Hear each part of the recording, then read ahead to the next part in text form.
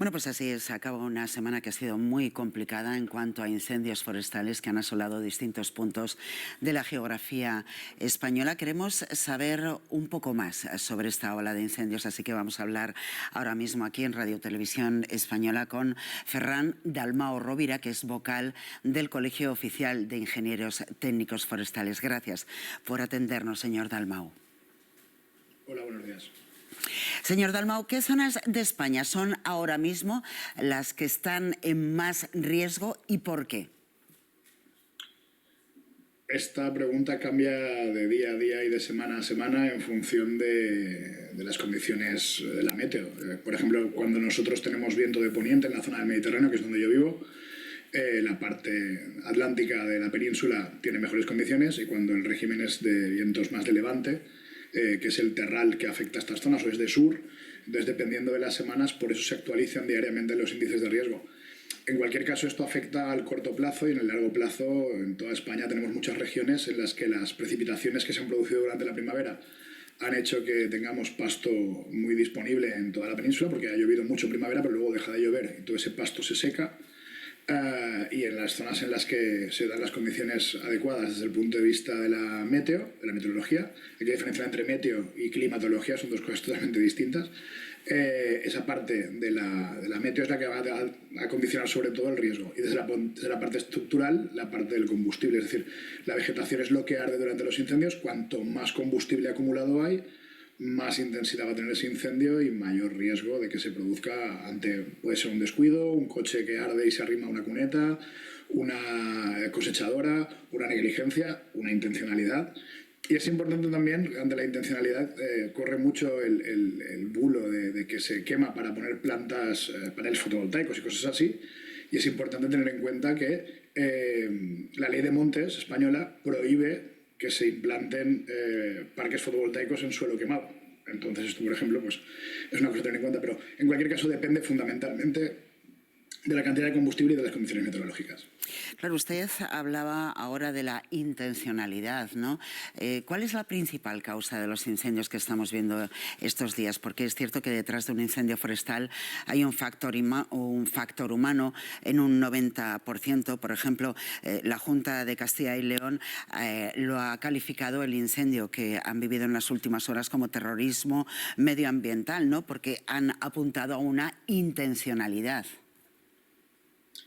Cuando se producen incendios, yo entiendo que la sociedad requiere respuestas, y esto es lógico, es normal, pero hay que dejar a los agentes medioambientales, a la Guardia Civil, al Seprona, dejar hacer su trabajo. Cuando se producen incendios se lleva a cabo una investigación de causas, y en España tenemos una muy buena capacidad de investigación de causas y llegamos a saber las causas de la mayor parte de los incendios.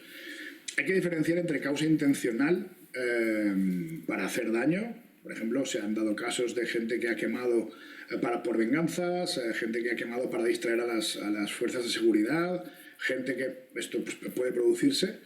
Afortunadamente, desde que se cambió la ley de montes, el tema especulativo para construir y cosas así pasó es una cosa del pasado.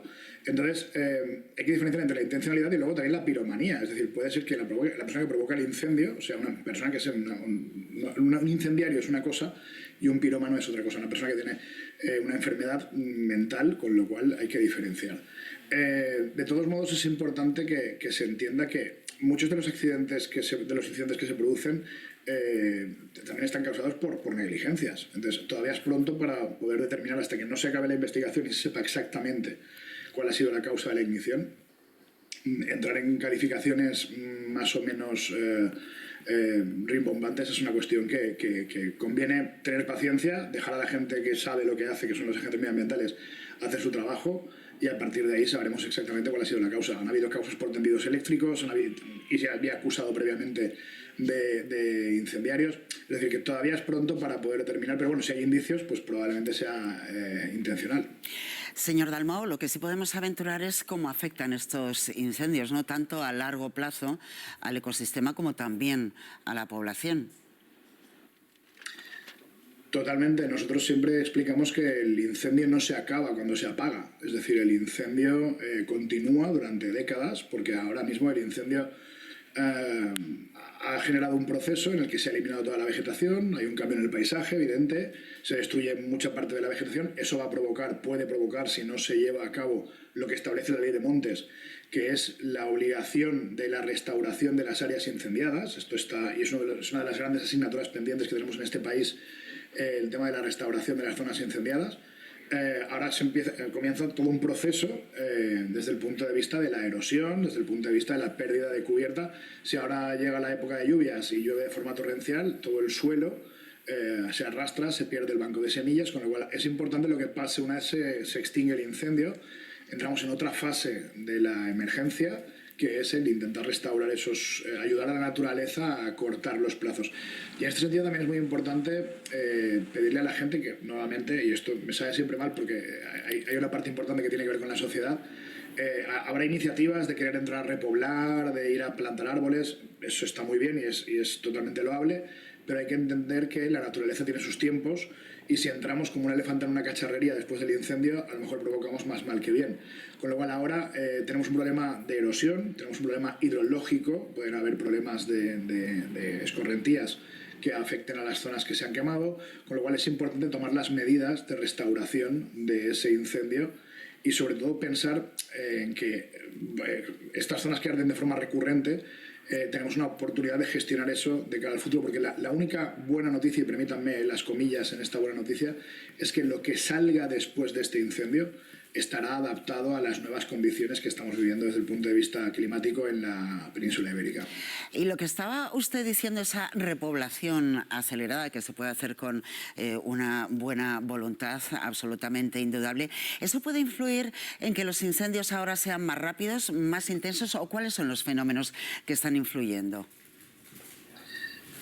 Para tener incendios más rápidos y más intensos, digamos que confluyen factores de tormenta perfecta. Por una parte tenemos el abandono rural, muchas de las zonas que estamos viendo son zonas, estaban hablando antes de que había una zona evacuada que habían evacuado a 6 vecinos. Es decir, esto nos da una idea de cuántas personas viven en este tipo de entornos. Estamos hablando de la España que se ha ido despoblando por la migración de los seres humanos a las ciudades, con lo cual lo que tenemos es unas zonas forestales que han ido recolonizando terrenos que históricamente habían sido agrícolas. De hecho, después del fuego se ven bancales, se ven terrazas, se ven masías, se ven construcciones antiguas agrícolas que habían sido cubiertas por la vegetación y ahora vuelven a aparecer.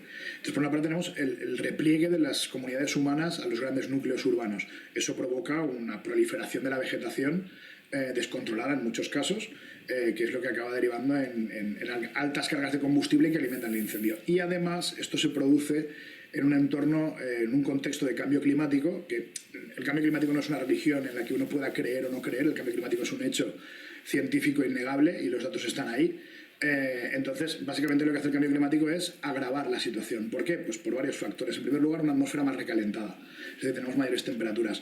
En segundo lugar, sequías más recurrentes, más intensas, que están generando mayores condiciones de estrés hídrico. Cuando a la planta le falta agua, decimos que tiene estrés hídrico, y esas plantas están más disponibles para arder. Y luego la parte de, aunque la gente no lo relaciona muchas veces, el hecho de que haya más energía en juego está provocando que también haya, por ejemplo, más descargas eléctricas. O sea, también estamos viendo que hay un repunte en los incendios por rayo a escala mundial. Entonces, toda esa energía que está en juego, que cae sobre un terreno que está preparado para arder desde el punto de vista estructural, dibujan un escenario en el que el incendio que se escapa, y aquí me gustaría aportar un dato del último año horrible que tuvimos, que fue el 2022, que se quemaron casi 300.000 hectáreas en nuestro país, hubo 10.507 incendios, y de esos 10.507 incendios, solo 57 se hicieron grandes. Es decir, somos un país con un potencial muy bueno. Unos 7.000 se apagaron en fase de conato, el resto se quedaron entre 1 hectárea y 500, y solo 57 superaron las 500 hectáreas. Entonces, es muy importante entender que somos un país que tiene muy buenas capacidades de extinción de incendios, pero que el incendio que logra superar esas capacidades va a arder sobre un escenario que está perfectamente preparado para arder. Y hay que entender dos cosas también importantes desde el punto de vista social. Una cosa es la causa de la ignición, que provoca la chispa que inicia el incendio, y luego la causa que es importantísima, por supuesto, y hay que reducir al máximo accidentes, negligencias. La falta de sentido común a veces no ayuda. Cuando uno coge la radial el día de más calor y corta un tubo de hierro, por ejemplo, por poner un ejemplo de incendios que han pasado. Pero también hay una causa de la propagación. y es cómo tenemos los montes. Con lo cual necesitamos tener hectáreas gestionadas de forma estratégica en el entorno de habría que gestionar en el entorno de un 1% de la superficie forestal de este país, porque a pesar de lo que la gente crea, España es un país forestal. Más del 56% de la superficie de España es forestal y habría que gestionar al menos un 1% al año, es decir, tardaríamos 100 años en gestionar nuestras masas forestales e invertir del entorno de 1.000 millones de euros al año para tener una política de prevención que pudiera funcionar. Pero si no hacemos eso, lo que vamos a ver es incendios que todavía no irá peor. Claro, hablaba de la prevención todos los veranos, al final ocurre lo mismo, todos los veranos hay incendios. Prevención, ¿qué medidas se pueden tomar preventivas? Es importante asumir que no vamos a volver a ver también la sobreexplotación que viene en principios del siglo XX, no vamos a volver a ver nuestros montes con pastores, con ganaderos, con silvicultores, con agricultores. La gente ha optado por una vida más cómoda en las ciudades y sí se puede optar a que una parte de esa sociedad vuelva al mundo rural. Habría que empezar por no permitir que la gente que sigue en el mundo rural desaparezca, es decir, del mismo modo que diligentemente y convenientemente se ha protegido al lince, habría que proteger a la población rural porque prestan un servicio a la sociedad en cuanto a que gestionan el territorio. Todas esas personas que viven en el mundo rural son fundamentales para la prevención de incendios. Cada agricultor que tira la toalla, cada ganadera que abandona su explotación por diferentes causas, por falta de rentabilidad, todas estas cuestiones hacen que el escenario empeore. Con lo cual, lo primero, apuntalar lo que nos queda de mundo rural, que va por comunidades autónomas. En segundo lugar, promover que en las ciudades haya gente que se plantee el hecho de irse a las zonas rurales a trabajar el territorio, a gestionar hectáreas. Pero para eso hay que dar unas condiciones de vida que en este momento, por desgracia, en muchas zonas rurales no hay centros sanitarios, no hay centros educativos, no hay una buena conexión a internet, no hay oferta cultural. Hay un desequilibrio territorial increíble entre las zonas urbanas. No recibe los mismos euros de la administración una persona que vive en el campo que una persona que vive en las ciudades.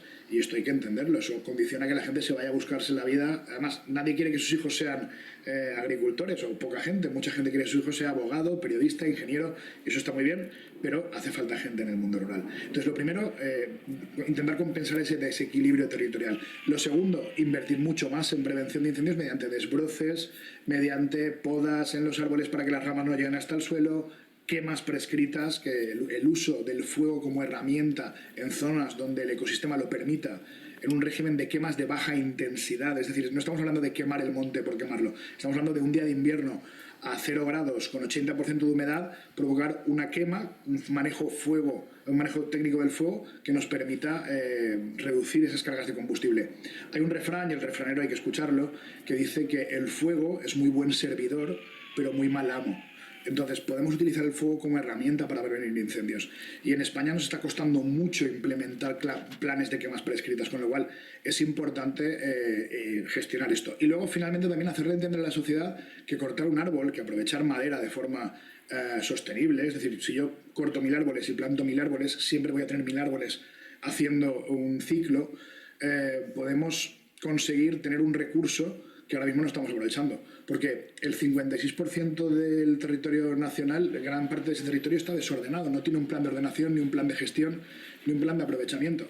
Y por desgracia, lo que nos está demostrando la realidad es que todo aquello que no gestionamos nosotros de forma preventiva, con formas más suaves, más intensas, más productivistas, más de conservación, todo lo que no gestionamos nosotros, el mayor gestor forestal en este momento en España, por desgracia, es el fuego. Pues muchísimas gracias, Ferran Dalmau Rovira, vocal del Colegio Oficial de Ingenieros Técnicos Forestales. Muchísimas gracias por habernos atendido. Gracias a ustedes.